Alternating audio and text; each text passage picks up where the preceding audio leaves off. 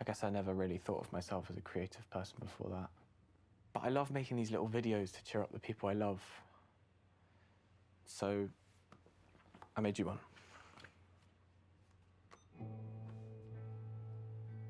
She lays her head on me while she falls asleep.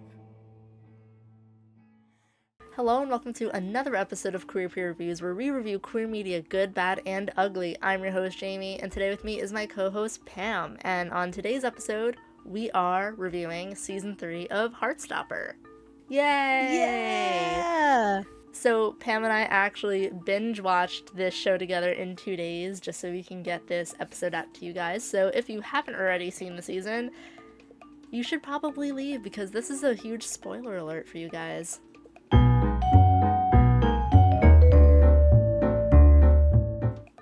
Alright, now that they're gone, let's get into it. So obviously, if you're watching this review or are starting to watch Season 3, you've watched Season 1 and 2. Season 1, super wholesome and cutesy. Nick and Charlie learning about their feelings for each other.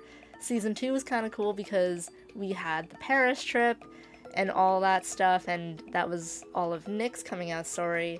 But then we have Season 3, which is extremely, I would say, the most adult season we have so far, even though they are in fact still kids. You got some really heavy-hitting topics such as mental illness, eating disorders, body dysmorphia, self-harm, and then we trickle into some other lesser subjects such as saying I love you for the first time and having sex with your partner for the first time, or just yourself in general. Yeah, this season of Heartstopper, oh man, it sent us into quite the emotional tailspin.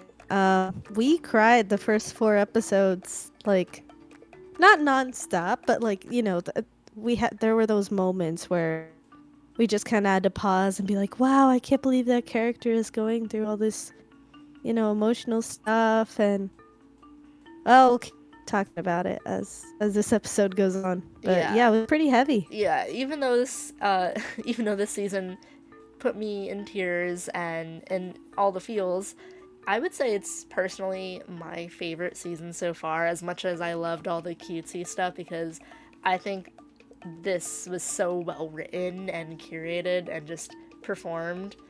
And while a majority of these heavy-hitting topics revolve around Nick and Charlie's relationship, I think we should first talk about what's going on with a lot of the other characters in this show and what they're going through, because like Season 1 and 2, of course we have Nick and Charlie, but we also have all the other characters, and I think Heartstopper does a really good job at being able to tell Nick and Charlie's story and make the other characters' stories feel just as important.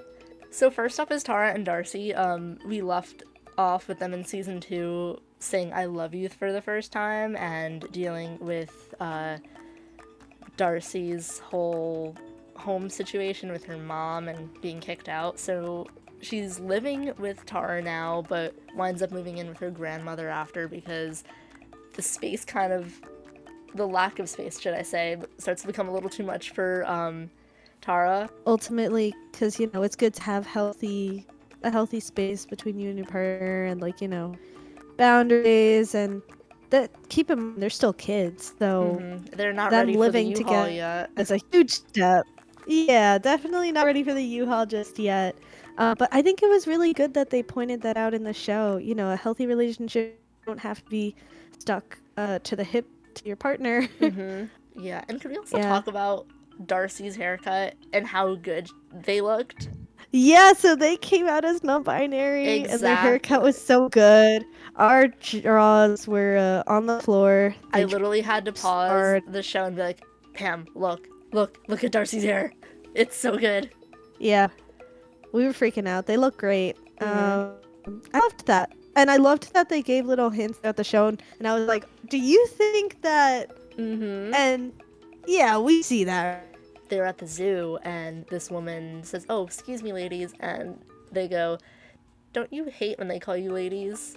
Yeah, I really don't like it personally, so I very much related to that moment specifically. I was like, oh wow, they're really giving Darcy their moment to have their storyline. We also have Isaac, who, well, before we talk about Isaac, there's definitely a shift in the friend group, and Isaac is one of the first people to notice this. He notices that, hey, like, we're all couples in this friend group, and I'm starting to feel a little left out, and I'm noticing that certain people in our friend group are not hanging out with us anymore because they're off with their partners. Like, what about us? I think it was even stronger of an isolation because they identify as ace.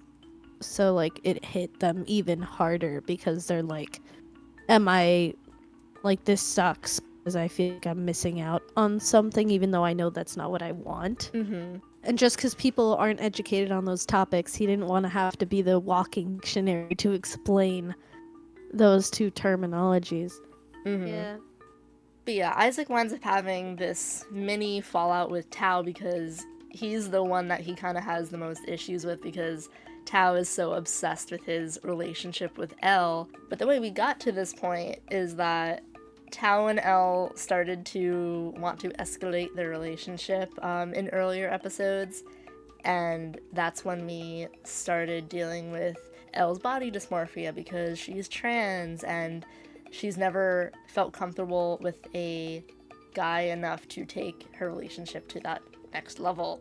So I'm glad they touched up on body dysmorphia with not only another character we're going to be talking about later, but majorly with Elle.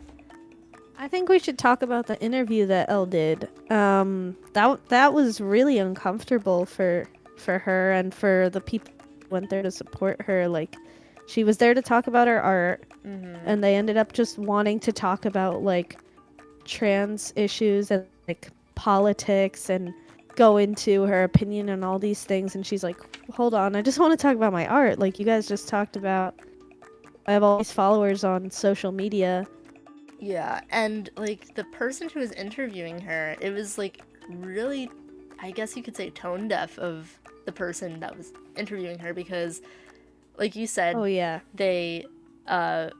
she was supposed to come in to talk about her art, but then it wound up being like, oh, we brought you in because you're trans. We want you to talk about the trans experience, not even the trans experience, but also, like, what's your stance on the debate about trans people and them having rights and being able to use bathrooms? And Elle straight up goes, trans people are not a debate. Another interesting dynamic that we saw in the show was between Imagin and Sahar. There's a few scenes where they're kissing, and, you know, Imagin is kind of reevaluating, well, what does this mean? Like, I don't know anything about myself anymore. This is very confusing. And a lot of the internalized heteronormativity is very much there, and it's strong. So that was really interesting to see, mainly because Sahar previously had feelings for Imagin, and then, you know, it was this weird back and forth of, are we into each other? Are we not? Like, what's going on? It was important to show that, and because they're still growing up, right? Like, they're still coming into their own. I don't know. What are your thoughts? Yeah, no, I personally really love the inclusion of that specific pairing and storyline because at first we're thinking, okay, like, maybe Imagin is bi because she had previous boyfriends. She dated Ben for a while previous season, and, like, apparently she was really into him. But then she has that whole discussion with Nick where it's like, maybe I didn't actually like those boys I dated. Maybe I wasn't really into them. Maybe I just, I was a cool girl. I felt like I needed to have a boyfriend. Exactly, the internalized heteronormativity. And I think they were basically trying to say that Imagin might be a lesbian.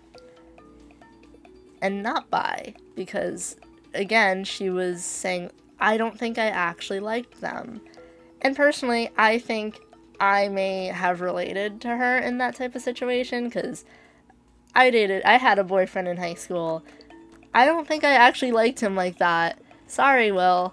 I I personally really liked that whole storyline, and I think it deserved maybe a few more scenes, and I hope we see more of this next season. Additionally, we get confirmation that Mr. Farouk and Mr. Ajayi are dating, which they try to hide from the students, but it's pretty obvious.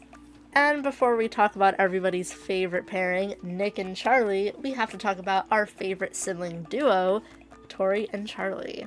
In previous seasons, yeah, Tori and Charlie had some interactions, more so in season 2, but they have a significant amount of scenes together, especially Tori. Tori has lots of character development this season, which I loved. She was always kind of like the anchor to help Charlie in those moments, and I feel like it was really beautiful to see that siblingship, like the brotherhood dynamic. Like in the beginning of the season, like you said, she really was only hanging out with Charlie. She doesn't hang out with any other friends outside of some people online. And that changes as the season goes on, and so it's cool to see her break out of her shell in that sense. Yeah, and she winds up befriending / potentially dating, not confirmed yet, this guy named Michael, and they're basically the same person, and I love that. They're both like off in their own little corner sipping their beverage. So let's get into Nick and Charlie. The writers did an amazing job at kind of showing the growth between the two of them from season 1 till now. Their relationship is starting to get a little bit more intense. Charlie, at the end of season 2, wanted to tell Nick that he loved him, so he spends that whole first episode trying to work up the courage, and he finally says it at the end. I love that scene when he says it, because it was really, like, they weren't even in the same room. He was on the other side of a door showering, and Charlie just goes, "Nick, I gotta go, but I love you." And he just leaves, and then Nick goes running after him. I love that scene. Yeah, that was pretty wild. We were both just like face palming in that moment. We're like, girl, like, really, Charlie? not Come on the on. other side of the door. But I'm really happy they Yeah. said it, because that just helped progress the relationship so much further throughout the season. But that's when we kind of start seeing, I guess, the downfall of Charlie's mental health, because as we started seeing in season 2, but if you paid close attention, it was also present in season 1, Charlie has an eating disorder, and he learns he has an eating disorder as well as OCD, and I think we also mentioned it in season 2, but he used to self-harm, and I think he relapsed and started doing it again. And obviously these are very serious topics, and I'm really happy that Heartstopper, a show that is known for being like so wholesome, showing these like cute little gay relationships, also knows how to tackle these hard-hitting topics in a very appropriate way, because I feel like a lot of the times shows, it's like, oh, this character has an eating disorder, we just need to feed them more and they'll be better. But that's not how it works in the real world. Or they take it to more drastic measures, and they're like, oh, this person has an eating disorder, and now like we're jumping ahead to, you know, a very, very life-threatening, like life or death situation where, you know, someone's hospitalized and thing. Like, they don't show what a potentially supportive group of people and a change in perspective and like people that are going through that situation actually go through. It was really like unfortunate that this is what he went through, but it was really nice to see that, hey, like, this doesn't just happen to women, this happens to guys too. You know, to see that progression of him feeling so alone and yet being afraid of being alone and abandoned, to his recovery process, because that's where I started bringing up, of just, you know, seeing him bloom and really stand on his own 2 feet and like be confident in himself at the end of the season. That was beautiful to watch, you know. Yeah, and my favorite episode of the whole season was episode 4, which was Journal or Journals, I forget which one it is, but that basically told it was kind of like the book flipped. I don't know if anyone's ever read that, but it told the first half of the episode was all about Nick's perspective and how he was dealing with everything and visiting Charlie for the first time and how he felt without Charlie knowing what he was going through. And then the second half of the episode was Charlie's perspective of like when it all started and being admitted to this, I guess the rehab center or the facility that he went to try to learn these steps to getting better. But it was like I said, this is one of the best seasons. In my opinion, it's the best season so far, and episode 4 was, I think, the best episode of this season.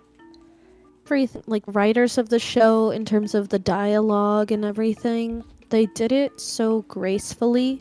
I think it's important to note this one scene that started closer to the beginning of the season, where Nick's talking with his aunt and he's really worried about Charlie and basically what's going on, and she not only helps him in terms of giving him advice on how to help Charlie potentially seek help and like deal with the day-to-day, but also it's so important, the statement of love can't cure a mental illness. You know, that mental illness, it should not fall primarily on your partner or be necessarily their responsibility.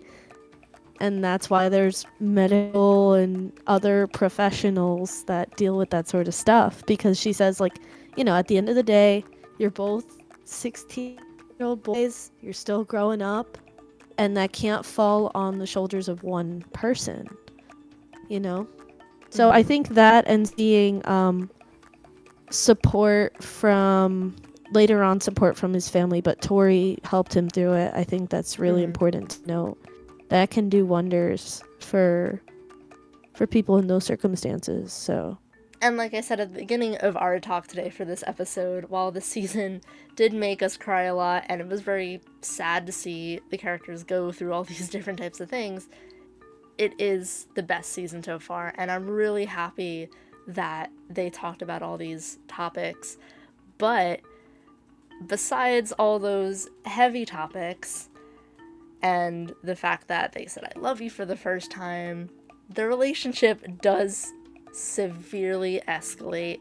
They want to escalate their relationship or take it to the next level and get really intimate with each other. Charlie has an issue with taking off his clothes, and that is due to the body dysmorphia due to his eating disorder.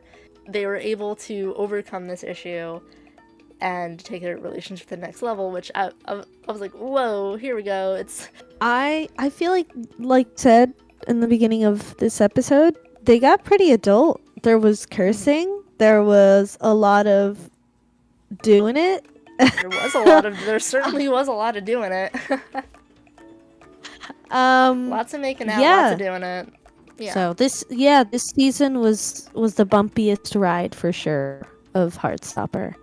And it's gonna make you cry, and that's okay. Yeah, make sure you have a box of tissues ready, because I wish I did, because I was just wiping my face in my shirt when we were crying.